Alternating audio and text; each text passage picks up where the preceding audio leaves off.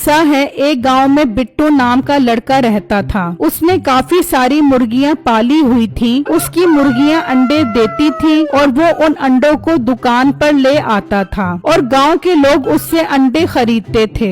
बिट्टू अपनी मुर्गियों को अच्छी खुराक खिलाता था। एक दिन बिट्टू दुकान पर होता है तो एक ग्राहक आता है। बिट्टू भाई, आज अंडे का क्या रेट है? भाई सिर्फ और सिर्फ 10 रुपए का अंडा बेच रहा हूँ। वाह बिट्टू भाई, इतनी महंगाई में सिर्फ 10 रुपए का अंडा बेच रहे हो। ये तो आप हम गरीब लोगों के साथ बहुत नेकी कर रहे हो, इतना सस्ता अंडा बेचकर। भाई अल्लाह का शुक्र है, वो इन पैसों में बरकत डाल देता है कि हमारे घर का गुजारा बहुत अच्छा हो जाता है। अच्छा भाई, आपको कितने अंडे चाहिए? बिट्टू भाई, इतने कम रेट पर तो मैं आपसे 1 दर्जन अंडे लूंगा। ठीक है भाई, अभी देता हूँ आपको 1 दर्जन अंडे। फिर वो ग्राहक अंडे लेकर वहाँ से चला जाता है। उसी गांव में मीठे नाम का एक लड़का अपनी बीवी के साथ रहता था। मीठा दोस्तों के साथ आवारागर्दी करता रहता था। मीठे, कोई ऐसा काम बता जिसमें बगैर मेहनत के पैसे आते रहे। अरे यार, मैं तो खुद इस जुगाड़ में हूँ कि कोई ऐसा काम हाथ लग जाए जिसमें कोई मेहनत न करनी पड़े और घर बैठ के पैसा मिलता रहे। अच्छा यार, अब मैं घर जाता हूँ, बहुत भूख लग रही है।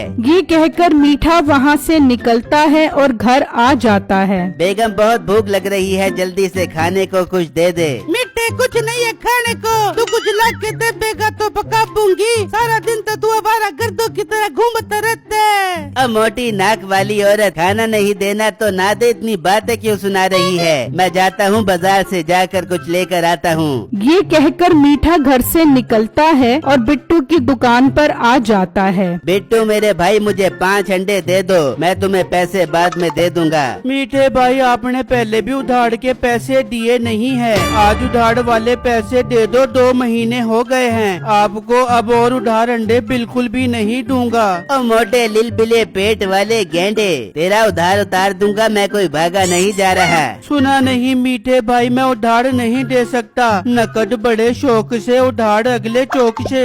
मीठा गुस्से में वहाँ से चला जाता है और एक जगह पर आकर बैठ जाता है तो देखता है कि एक आदमी गांव के लोगों को जादू का करतब दिखा रहा होता है। ये देखकर मीठे के दिमाग में एक आइडिया आता है कि बिट्टू से किस तरह बदला लिया जाए। फिर लोग जादू देखकर वहाँ से चले जाते हैं तो मीठा उस आदमी के पास आता है। भाई, आप तो वाकई कमाल का जादू करते हो, जो कच्चे अंडों से तरह तरह की चीजें निकाल लेते हो। मुझे भी ये जादू सिखा दो मेरे भाई। नहीं, मैं तुम्हें ये जादू नहीं बता सकता। इस तरह तो सब गाँव वालों को पता चल जाएगा कि ये जादू कैसे करता है। क्यों मेरा धंधा बंद करवाएगा? भाई, मैं वादा करता हूँ गांव के किसी बंदे को इस जादू का नहीं बताऊंगा और मैं आपको इस जादू सिखाने के पैसे भी दूंगा। पैसों का नाम सुनकर उस जादूगर को लालच आ जाती है और वो उसे जादू का सारा तरीका बता देता है। फिर रात होती है, बिट्टू और उसकी बीवी सो रहे होते हैं। मीठा टोकरी में अंडे लेकर उसके घर आता है और मुर्गियों के पिंजरे में जाकर अंडे तब्दील कर देता है और वहाँ से चला जाता है। फिर सुबह होती है तो बिट्टू मुर्गियों को दाना खिलाता है और अंडे लेकर दुकान पर आ जाता है और ग्राहक उससे अंडे ले जाते हैं। फिर शाम होती है तो कुछ ग्राहक बिट्टू की दुकान पर आते हैं। अरे बिट्टू, ये तू कैसे अंडे बेच रहा है? इसमें तो कीले निकल रही है। हाँ, मेरे अंडे में से भी कीले निकले। हाँ भाई साहब, मुझे माफ कर दो, मुझे नहीं पता ये सब कैसे हो रहा है। मैं खुद परेशान हूँ ये सब देख कर। तभी मीठा वहाँ आता है। बिट्टू, मुझे लगता है जरूर तुम्हारी मुर्गियों पर किसी ने काला जादू कर दिया है, तुम्हें इस जादू की काट करवानी चाहिए। पर मीठे भाई, मैं नहीं जानता मैं किससे जादू की काट करवाऊँ। खुदारा, आप मेरी मदद करो। अरे बिट्टू मेरे भाई, तू फिक्र क्यों करता है, मैं जरूर तेरी मदद करूंगा। मैं एक आदमी को जानता हूँ, वो तेरा मसला हल कर सकता है, पर तुझे उसे 5000 रुपए देने पड़ेंगे। मीठे मीठे भाई मैं 5,000 रुपए दे दूंगा, बस मेरी मुर्गियाँ ठीक हो जाएं। ठीक है बिट्टू, कल मैं उस आदमी को तुम्हारे पास भेज दूंगा। ये कहकर मीठा वहाँ से चला जाता है। फिर अगला दिन होता है तो मीठा दाढ़ी मूछ लगाकर बिट्टू के पास आता है। हाँ बेटा, तुम्हारी जो भी परेशानी है तुम फिक्र मत करो, अब तुम्हारा सारा मसला हल हो जाएगा, मुझे सब बातें बताओ। फिर बिट्टू उसे सारी बातें बताता है। ओहो, ये तो तुम्हारी मुर्गियों पर सब किस्म का बंगाली जादू हो गया है, पर तुम फिक्र मत करो, मैं इसकी काट कर दूंगा, 5,000 रुपए फीस दे दो। बिट्टू उसे 5,000 देता है। बाबा जी अब मेरी मुर्गियाँ ठीक तो हो जाएंगी ना? तुम फिक्र ही मत करो, तुम आराम से घर जाकर सो जाना, जब सुबह उठकर देखोगे तो तुम्हारी सारी मुर्गियाँ ठीक हो जाएंगी। बाबा जी आपका बहुत बहुत शुक्रिया। फिर अगला दिन होता है तो बिट्टू मुर्गियों के पास आता है और एक अंडा उठाकर जमीन पर फेंकता है तो अंडे में कोई कील नहीं होती। बिट्टू ये देखकर बहुत खुश हो जाता है। बिट्टू की दुकानदारी फिर से अच्छी हो जाती है। इस तरह कुछ दिन गुजर जाते हैं, लेकिन लोग फिर बिट्टू के पास शिकायत लेकर आते हैं कि अंडों से फिर कील निकल रहे हैं। बिट्टू परेशान मीठे के पास जाता है। मीठे भाई फिर से अंडों से कीले निकल रही हैं। लगता है फिर दोबारा मेरी मुर्गियों पर जादू हो गया है। बिट्टू, लगता है जादू की दोबारा काट करवानी पड़ेगी। तो मीठे भाई आप उन बाबा जी को कहो कि वो जादू की काट कर दें। बिट्टू, मैं बाबा जी को बोलता हूँ, वो तुम्हारे पास आ जाएंगे। ठीक है मीठे भाई, बाबा जी को मेरे घर भेज देना।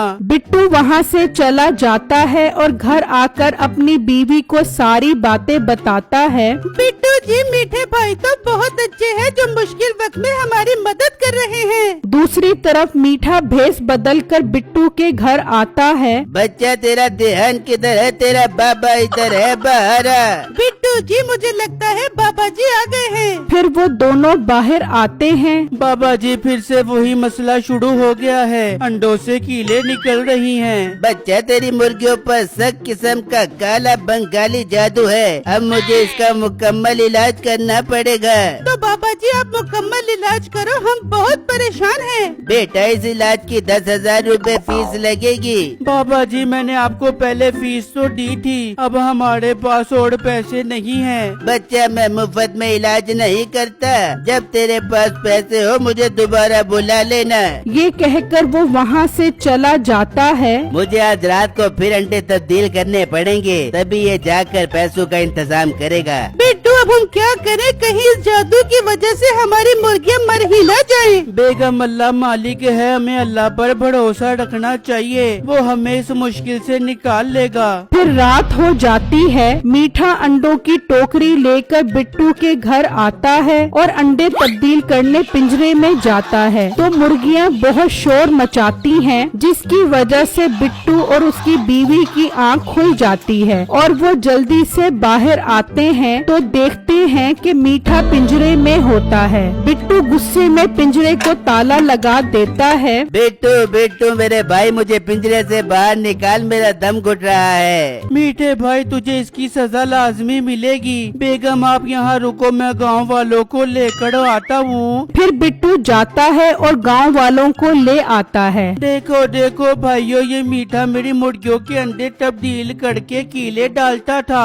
इसको बंद रहने तो जब तक ये ना बताए कि ये अंडों में किस तरह जादू से कीले डालता है। वो मैं कोई जादू नहीं करता, मैं तो अंडे को सारी रात सिरके में डाल देता हूँ जिससे वो नरम हो जाता है, फिर मैं उसके अंदर कीले डाल देता हूँ। अब तो मुझे पिंजरे से बाहर निकालो। नहीं मीठे भाई, अब तेरी ये सजा है कि तू इन मुर्गियों के अंडों पर उस वक्त तक बैठेगा जब तक इनसे बच्चे ना निकल आए। बेटू, मुझसे कोई और काम करवा लो, बचपन में उस्ताद ने मुझे बहुत बार मुर्गा बनाया है, तब अंडे नहीं निकले तो अब क्या खाक निकलेंगे। बिट्टू, एक काम कर, डंडा लाओ, इसको डंडा मारते हैं। नहीं बिट्टू, मैं बैठता हूँ अंडों पर। फिर मीठा अंडों पर बैठ जाता है। मीठे भाई मुर्गियों की आवाज कौन निकालेगा? मैं निकालूंगा बिट्टू मेरे भाई, मैं निकालूंगा। पक पक पक पक पक पक पक। गांव वाले उस पर हंस रहे होते हैं। इस तरह मीठे को अच्छी सजा मिल जाती है।